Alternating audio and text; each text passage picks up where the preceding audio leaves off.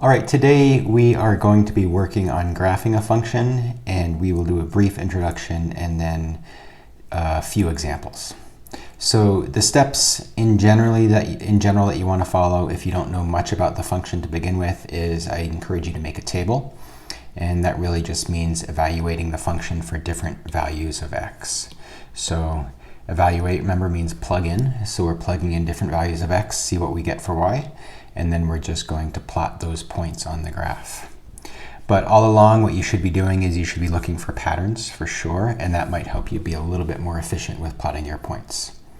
And then at the end, I think it's always useful to try to fill in the pattern. It might be a line, it might be a curve on your graph. So don't just end your graph with a few discrete points. Try to connect them in a smooth curve or smooth line. And let's get started with an example. So the first one is a linear function with the equation y equals 2x minus 5. And let's pretend we don't know anything about this function yet. Let's pretend that we don't know what its slope or y-intercept is, that we're just seeing this sort of function for the first time. And we can label our table with an x and a y here. And you can always just pick whatever x's you want. And what I often do is go -3 to 3 or -5 to 5, something like that. And then we're just plugging in for x. So let's start with the x is -5, and we are going to take this -5 and plug it in for that x right there and see what we get. So 2 times -5 is -10. Take away another 5 is -15. Let's keep going. 2 times -4 is -8. Take away another 5 is -13. This is going to be -11, and this is going to be -9. Do you see the pattern? I hope maybe you do. I hope you can see that this is going up by 2 each time. Okay, and maybe throw in one more just to make sure. -2, or 2 times -1 is -2, minus 5 is -7. Yep, the pattern continues. So we can just fill in the pattern from there. 1, 3, 5. Okay, so it looks like we have a pretty good sequence of points. You're not required to plot every single point. I think on my graph, I am just going to have my graph go up. Every square is going to be 1, but I'm going to label every other one. And I might not capture all the points here, but we'll see what we get. All right. -5, -15, that won't fit. Looks like, let's start with a -1. We go down -7, so it's -2, -4, and -6. So we are going to plot this point first, and then probably continue. We'll probably plot that set of points just because it fits nicely on the graph. -1, -7 is right here. 0, -5. 1, -3. Looks like we are going in a nice, clean, straight line. And we're going up by 2 each time. And one thing that going up by 2 means is that this goes up by 2 every time this goes over by 1. That's going to be the slope that we'll look at in a little bit. But that's what that change of 2 each time means. And 5 goes up to 5. Let's connect them with a straight line. Pull out your ruler. And looks like we got that guy done. Okay, good job with example 1. Next example, we might have some nonlinear functions sometimes. And same deal, we are going to plug in some x and y's. And let's do the same thing. -4, -3, -2, 0, 3, 4, 5. And we're just going to plug in some values. One thing to keep in mind is when we're plugging in an x squared, we might be doing this on our calculator. Let's say we're plugging in the -5. We want to make sure on our calculator we don't do that, but we do this. Okay. For this first one, that actually will turn into a -25 because the calculator will correctly square the 5 first and then make it negative. So we don't want to do that. We want to square the entirety of the x. Okay, so this is 2x squared plus 3.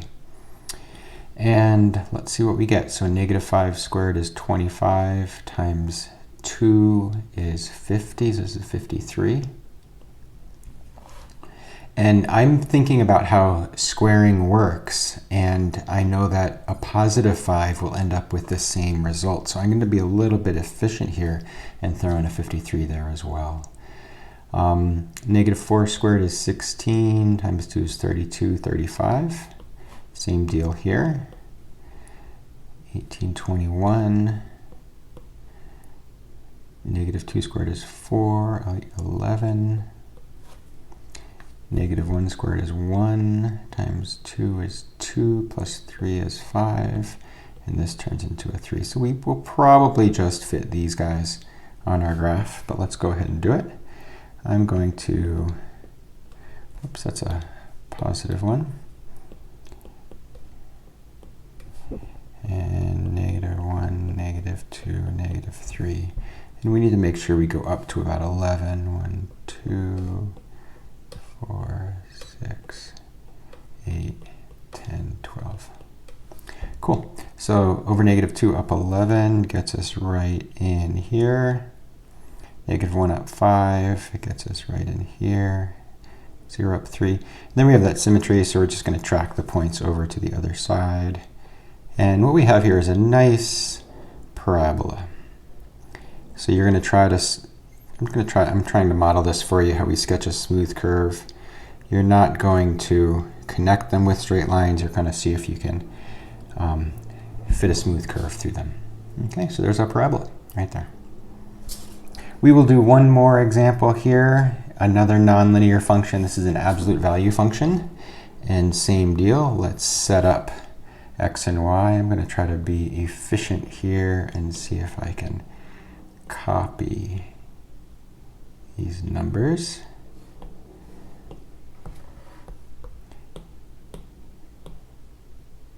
Cool. Okay. And remembering absolute value really just strips away a negative sign. So negative 5, take away 2 is negative 7, turns into a positive 7, plus 1 is 8. Whoops. A negative 4, negative 6, positive 6 plus 1 is 7. Negative 3, negative 5, 5, 6. Looks like we have a pattern here that's happening. We're going down by 1 each time, but absolute value is a little bit tricky, so let's keep plugging in some numbers. Negative 2 minus 2 is negative 4. 4 plus 1 is 5. Looks like I am going to realize that when we plug in a 2, that absolute value is going to go to 0 plus 1 is 1. So it looks like this is going to go 4, 3, 2. Now let's see what happens when we plug in a 3. 3 minus 2 is 1, plus 1 is 2. Looks like it's going to head back up. Okay, so let's go ahead and plot some points.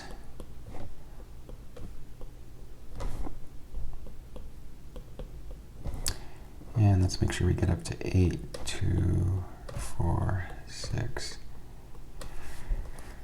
8. Okay, so we have a negative 3 up 6 right here, a negative 2 up 5. And remember, it was just going down 1 each time until we got all the way up to, whoops, I messed up some points a little bit.